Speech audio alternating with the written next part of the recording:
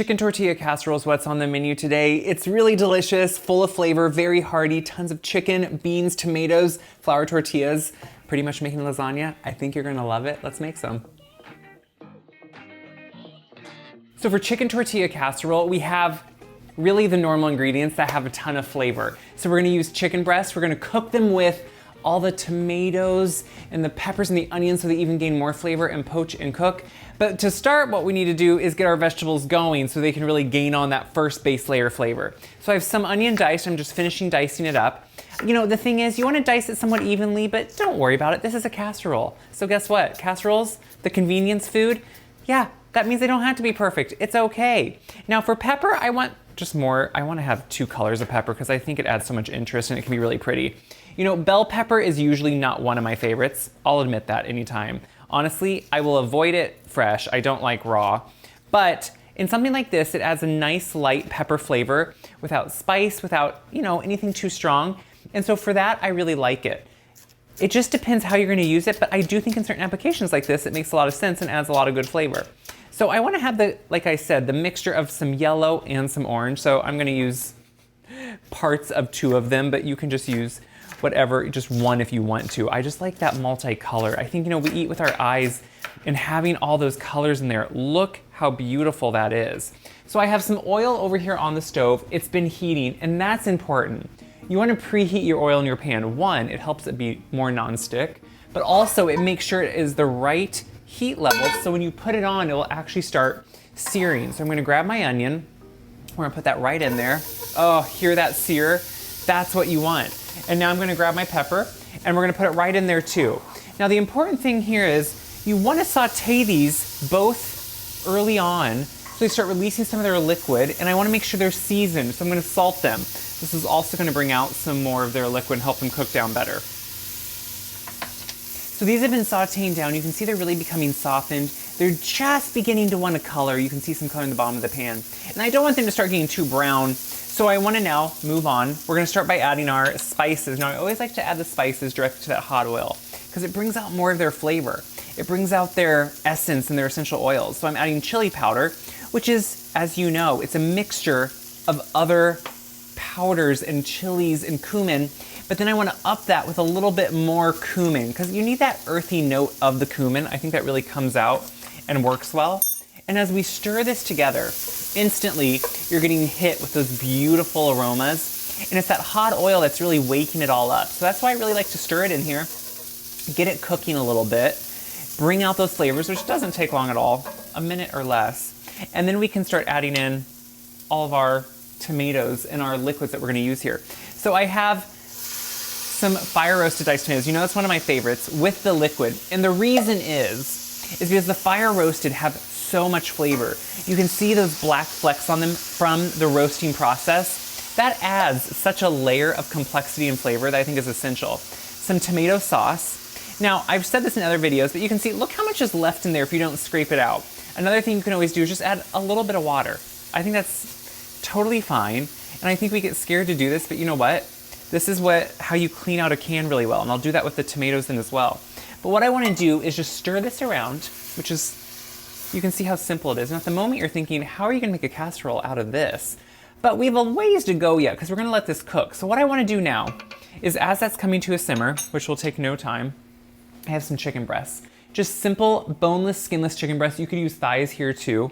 They have more flavor, but chicken breast is what we usually have in the freezer. So I'm gonna poach these right in this liquid. I'm just gonna nestle them in. And now, this is a great time to use rotisserie chicken if that's something you have, or leftover shredded chicken from another meal. But if not, this is how I like to get my chicken ready.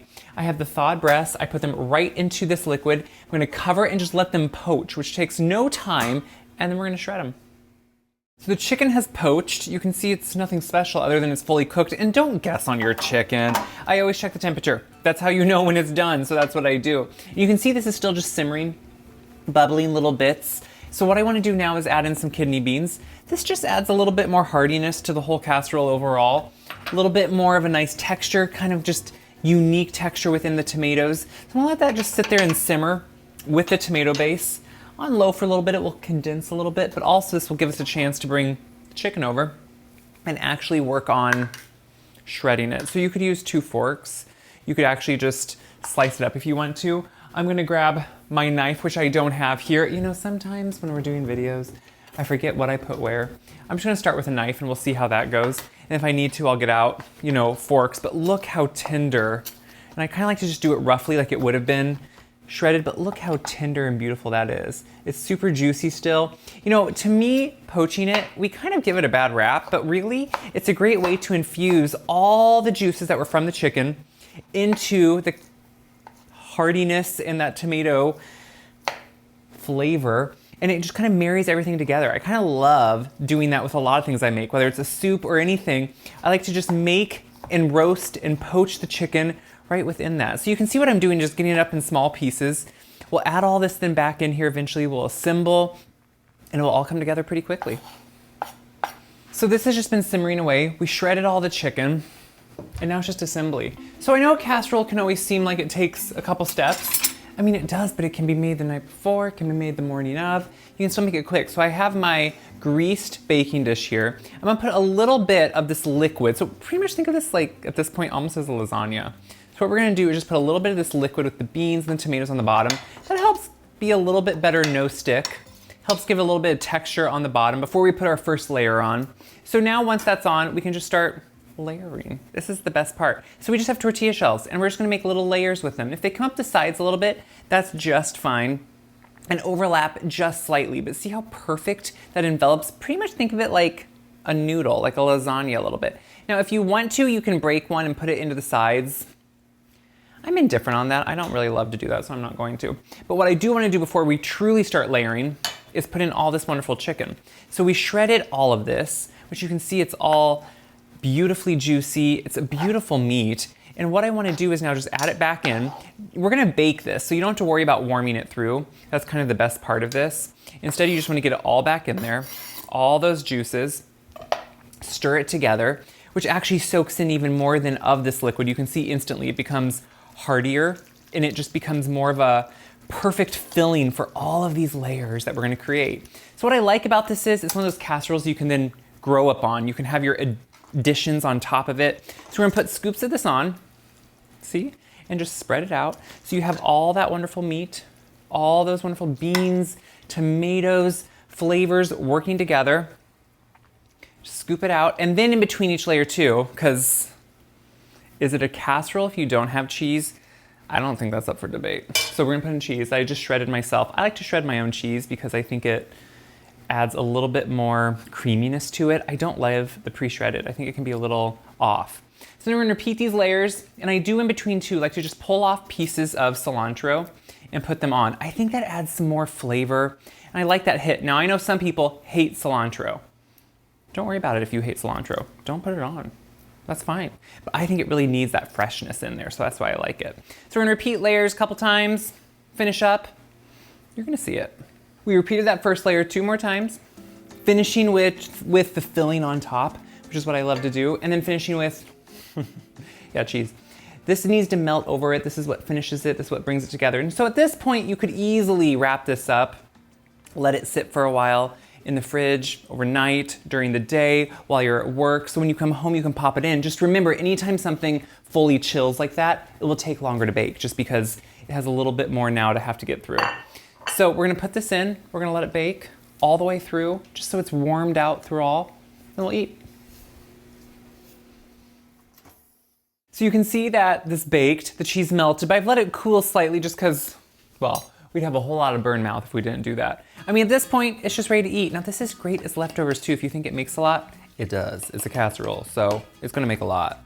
But that's, to me, the best part, is if you're feeding a family, obviously it's good. You don't have to slice it if you don't want to. You can actually pretty much just scoop it out with a spoon, but sometimes slicing it can be a little bit easier.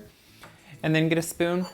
And like I said, what's great about this one is you can kind of make an own, like, top your own buffet type thing. So we have kind of this casserole right here, but then think about it. What do you want to put on top? I, of course, would want fresh cilantro. Get some fresh green in there. Also, though, some avocado. I love avocado with whatever I'm eating, but just some, you know, some cool slices of avocado just has that great cooling effect and that great richness with it. And then some pickled jalapenos, still from summer. I would love that. I do love that, and I will. So then you can just eat, and that's the best part, is find your favorites and just put them together. Oh, it's delicious. Ooh, and the pepper's hot. The pepper's spicy, which I love. What I like about this is it's customizable. It can really fit your family, fit you, fit your friends, whatever you're doing.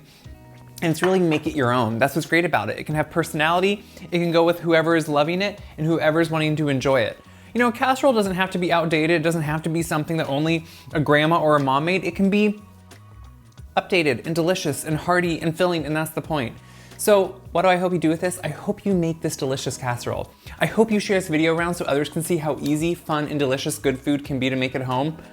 And most of all, I just hope you enjoy it. That's the whole point of this. So check my website, wiseguide.com, for this recipe and all my other recipes. They're all on there so you can go back to them anytime you want. Until then, make something good.